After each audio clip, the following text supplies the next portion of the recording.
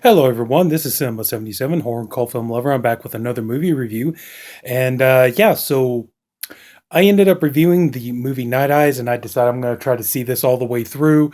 I know I said it, I believe I said in the Night Eyes video that I still need to do Wild Things foursome, but here's the problem. I need to get a hold of that movie so I could watch it and review it. I don't have it on me right now. So I need to wait until I can get that, and that's going to be when either if I can find it for a good price online or I'm going to have to wait until everything opens back up. But for right now, we're going to go ahead and we're going to press on. We're going to review the Night Eyes series. And now Night Eyes, was a small group of films. There was four of them. They were erotic thrillers with a bit of an action element to them. They came out in the 1990s, amidst this big wave of all these erotic thrillers, and it seemed like all these movie and TV stars from back in the 70s and 80s is, like I said before, either it seemed like either their careers were in a slump, or they just decided they wanted to branch out. Some of these movies, I believe, were actually cases of actresses who they were not able to get. They were cast in like dramatic roles and things like that, but they were never cast in like sexy roles. And so some of these ended up being actresses that just wanted to basically, show Hollywood that they can play sexy type characters. And so there was that going on. Plus, two, there was, a lot of these movies too, I believe were produced by, like, I know that Playboy, they did a series of erotic films. And I believe Penthouse, they produced a series of erotic films as well. I can't tell you honestly if Hustler ever did. They might have, but I do know for a fact. I know like Penthouse produced some movies. Playboy produced some of these movies too. And the thing was, like, these movies were really produced to try to get their Penthouse pets or their Playboy bunnies or cover girls, who were just basically making a living as models to break off into acting. And of course, also too they were they were obligated to do the nudity and stuff, where a lot of mainstream actresses would never do that. So I think that's where a lot of it came from as well. But there was this wave during the 1990s of erotic thrillers and stuff like that, to give these women roles. And I think that might have been the situation was started with Shannon Tweed, because Shannon Tweed, all of a sudden, she started getting known for doing a lot of these erotic thrillers and stuff. And so here you go. Give you a little something to look at while I'm talking. But she started doing a lot of these erotic thrillers, and she made a pretty good career out of it for a while. And just it started to taper off. And now, pretty much, nowadays, we know Shannon Tweed pretty much as Mrs. Gene Simmons, and the family jewels and all that stuff. So that's kind of what we know her as. But yeah, she was one of the big highlights of the 90s erotic thriller craze. And she did a number of these movies. And, she blessed us with, seeing what she looked like. And it was definitely a heavenly sight to behold, let me tell you. She always looked great, and her acting actually was not bad. She actually seemed she had skill as an actress as well. She seemed like she could emote. She could show, happiness or sadness or anger or things like that. She seemed like she had some training as an actress, and she was not one of these ones like, yeah, it's nice to look at her because she's good looking, but oh my God, is her performance is painful. She was never that kind of actress. She was always, fairly good for the most part. Maybe she wasn't Meryl Streep, but still she was pretty good. Anyway, I think I went on about this too long, so let's go ahead and talk about the movie. All right, so Andrew Stevens did the movie Night Eyes, and it came out on his direct to video, and his creation took off. It was pretty big hit, and did well on VHS sales, and then late night cable, things like that. So they decided we need a sequel. So a year later, Stevens wrote the story and he produced the film, and they got Stevens hadn't moved into the director's chair yet. He would eventually with Night Eyes 3, and then, movies like Terror Within 2 and stuff. And then he would move his way up, to being a writer, director, producer, things like that. But, he wrote the story for this one, and he produced it. And in this one, we get the return of Will Griffin, the, nighttime security guard for Night Eyes Security. And we start off with this little prologue. of Will basically, having this little kind of action scene where he's, somebody's breaking into an office and they're gonna try to steal, out of this safe, and he goes and, again saves the day and thwarts the bad guys and all that kind of stuff. And so he's pretty much doing his thing, being kind of like this little hero. So then we're introduced to Marilyn Mejenez, played by Shannon Tweed here, and her husband, Senor Mejenez. It turns out Senor Mejenez, he's like an ambassador, I believe. I'm sorry if I'm a little fuzzy on all the details. I haven't seen the movie in a while. But so he's an ambassador, and Marilyn is his wife. And we come to find out pretty quickly that a lot of Mejenez's career, his political career, was built on Marilyn because she comes from a family of wealth and she has a lot of money. So she funds a lot of his, she funds a lot of his campaigning and all this other kind of stuff. And so a lot of his success is based on her money, her family's money.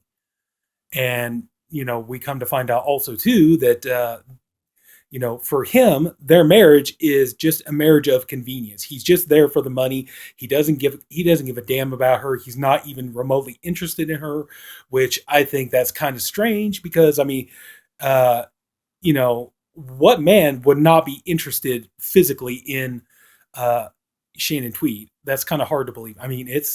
Aside from gay men. Now I'm not putting down gay men, but usually like, any heterosexual red-blooded American man would be interested in Shannon Tweed.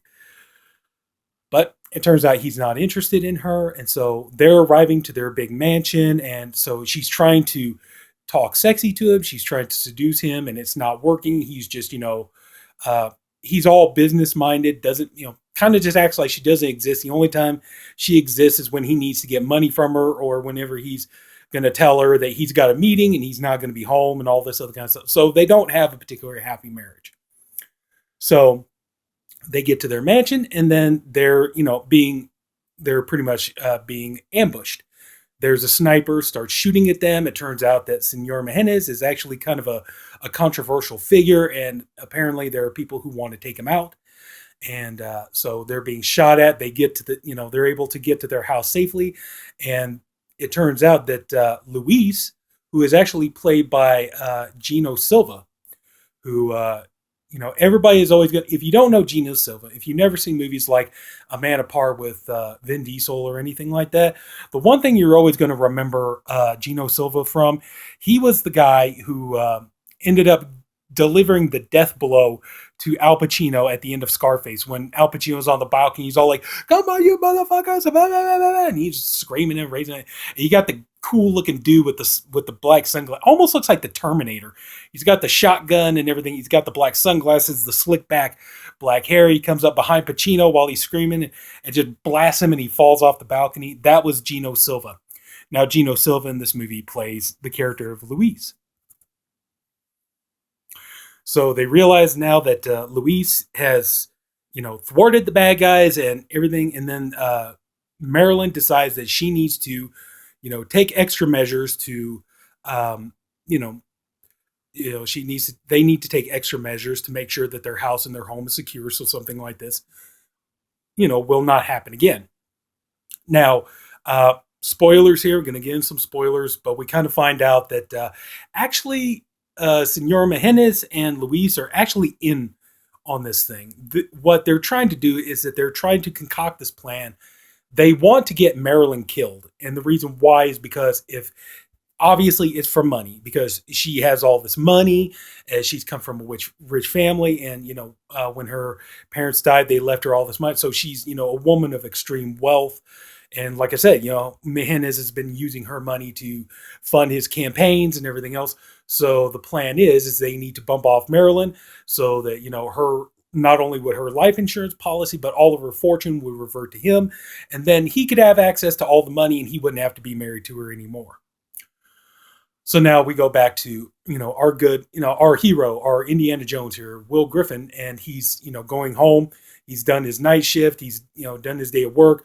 And unbeknownst to him, there's, a man having sex in his bed with this woman. And it's, kind of a steamy, erotic scene and everything. And meanwhile, Will is, he's tired. He's had a hard night of work. He's done. He just wants to, get home, maybe, have some breakfast and go to bed. That's all he wants to do. And then he comes home and he realizes, things are kind of amiss in his apartment. Then he turns around and he sees the man who was having sex with the woman. It turns out the man is his friend Jesse, and Jesse was his friend and his partner back in their Air Force days. They were both in the Air Force together. And it turned out that Jesse was coming down to visit Will in his apartment, but it turned out that he got there a day early. And not only did he get there a day early, he managed to seduce one of the flight attendants who came in, and they had a good old time. And so she decides she's going to leave. And so Jesse, there's some good fun banter. That's the thing. There is some good writing here. This movie, actually, there's a little more than meets the eye to this movie. Personally, I feel there's some good banter between Jesse and Will, and the two of them have a good chemistry together. They have a good partnership, and they get some good witty one-liners off of each other, I think. And so they're sitting there, they're having breakfast, they're sitting out on the balcony talking, and um, you know, Jesse's talking about, man, I could get used to this lifestyle in a minute. He's like, well, this Will's like, wow, it's just low maintenance, dude. It's just, middle class. And, it's like talking about, so they kind of go into some backstory about, Jesse wasn't, his career in the Air Force didn't turn out to be as good as he thought it would be. And so he's kind of having to start to look. And so he's hinting to Will that he wants to get into the security business with Will, which Will now is pretty much more running by himself. We don't really hear more about his brother Ernie anymore. But so he's talking about, he'd like to get in on this with Will, and Will's, talking about, I don't want to get partners. Partners complicate things, and everything is, just a one man operation. That's the way I like. He's like, dude, I'm not here to be a problem. I'm just here to help out and stuff. So he's like, don't push it. That's the way it works with friends. So we kind of leave that uncomfortable situation, and so they get the call. They go out. And they go meet Senor Mejenez, and Mejenez tells them, okay, he's like, I don't want you guys wearing uniforms around here. It's going to look, he says, I kind of want you guys to be more like undercover. So lose the uniforms, just kind of have more of a casual look, which they agree to. And so Will explains to them like what they would do as far as setting up the equipment goes, and what kind of, personal surveillance they offer and everything else. And so they, Mejenez and Mejenez decides he's going to go ahead and go along with it, but they have to check in with Luis, because Luis, as far as Mejenez is concerned, is head of security. So they do, and stuff. And so they're kind of going through setting up the cameras and stuff. And at one point, he's going in to do the workout room, where we find out Marilyn, she comes in here, she spends a lot of time working out. And, so at first she's kind of annoyed by the fact that he's in there, but she's okay. Finally she goes along with it. And so they get everything set up, and, they start having they start doing their thing. And he's, he and Marilyn, oh, sorry about that. So anyway, so like he and Marilyn, they start to, form a friendship. They start getting to know each other. Then at one point they invite him to go with them to a dinner, where this woman, Mrs. Talbot, starts trying to hit on Will because she's getting drunk, and she's kind of hinting to Marilyn that, yeah, your marriage isn't going to be too good. And even at one point, Marilyn is coming into the bedroom, and she looks so delicious and sexy, and she's trying to, seduce Luis, who is, or not Luis, her husband, Senor Mejenez. She doesn't seduce Luis, but she's trying to seduce him, and he's embroiled in his work. And he's like, Marilyn, I will be not obligated to perform for you. And you feel so bad for Marilyn, because she's like, I don't want you to perform for me. I just want you to love me. And so, but anyway, you start to see the romance brewing between Marilyn and Will, because, Will genuinely takes a liking to her. Of course, how could you not? And so, um, you know, they go back, and again, they're being attacked, and poor Jesse, he gets shot, he gets wounded, put in the hospital. And so Will tells, Marilyn to stay safe and all this. So he goes and chases the guy out. And, but then we later find out that the guy who, was going to go in there to kill him was actually Luis. So, Jesse ends up going to the hospital. He's got a bullet in his belly. And, so, everything is kind of set, but he's pissed off. And, he tells Talbot that, like there should have been something else going on here. And he's like, I got to go check on my partner. He's like, something's not adding up. So he goes to check on Jesse, and everybody's like, well, he's okay. He's stable for the night. You come back and see him in the morning. So he's heading home, and he sees a suspicious looking car, and it turns out it's Marilyn. And so, the two of them, they have their first sexual encounter, one of which there's many to come. And yes, you do get to see some really nice Shannon Tweed nudity. And then the two of them start forming a relationship. And then uh, Mehanis says that he's going to go away for a few days on a trip, and he insists that Will stay after Marilyn, watch after her, which Will agrees to. Of course, they try to make it out like, oh, well, I guess, okay, but of course, the two of them are more than happy to spend time with each other, and there's a sexy scene where they go into a bookstore, and there's all kind of like some good foreplay going on, and then like later that night, everything's kind of shut down. It seems like everything is okay, so Marilyn and Will, they have their sexual liaison, and then we find out that Luis has taped the whole thing. And at one point, the idea would have been that they're going to go ahead and, they're going to have, Marilyn just proven to be a bad wife, and then he could divorce her and get the money. But they realized no, he could get more out of it if they just kill her. So then the plot unfolds, and unfortunately, poor Jesse gets killed by Luis, and so we get into this final life or death battle between Will and Marilyn and Luis, and finally Will does emerge as the winner of the day, which of course that's what we expect because it's a series of movies. And then so everything seems like it's good, all this kind of stuff. And then so at one point Marilyn comes to talk to Will about what are we going to do as far as like us is concerned, or are we going to continue seeing each other, things like that. And then Senor Mehanis shows up, and he decides, like he says, yeah, everything kind of backfire, but he's like, I'm going to go ahead and I'm going to kill both of you. And then the idea is I'm going to make it look like a murder suicide, that you were obsessed with Marilyn, and when she turned you down, that you couldn't have her, you decided to kill her, and then you killed yourself. Then I still get her money, and of course there's another scuffle, life and death fight, and Will emerges once again.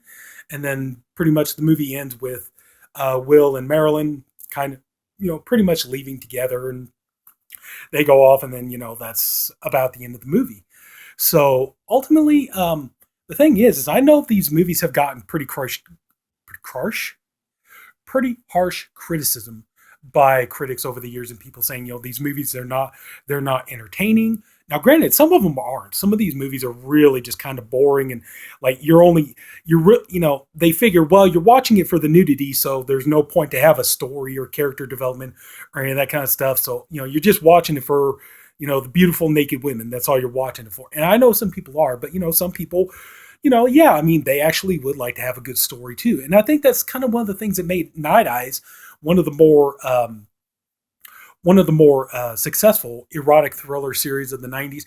Now, granted, Night Eyes 2 seemed like it was a little bit more tame in terms of the sexuality and nudity. There's still enough of it to keep you interested. But when you look at it compared to how much there was in the first movie, it does kind of seem a little tame.